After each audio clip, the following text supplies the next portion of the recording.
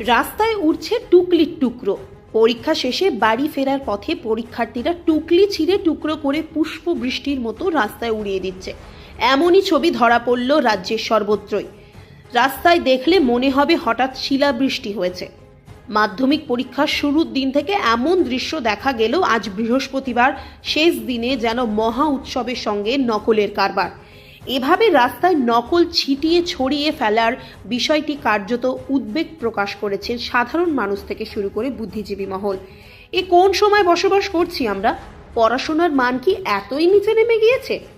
একদিকে যখন মাধ্যমিক পরীক্ষার শেষ দিনে ছাত্রছাত্রীদের সামাল দিতে সমস্ত স্কুলে কড়া পুলিশি নিরাপত্তা দিতে হচ্ছে, ঠিক তখনই পরীক্ষার হল থেকে বেরিয়ে নকল ছেটানো যেন উৎসবে পরিণত করেছে ছাত্রছাত্রীরা।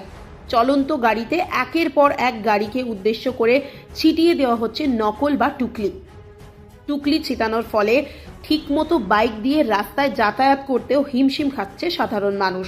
সবচেয়ে বড় কথা, ছাত্রছাত্রী এবং সমাজের নৈতিক মান নিয়ে প্রশ্ন দেখা দিচ্ছে এই নকলের কারবারে।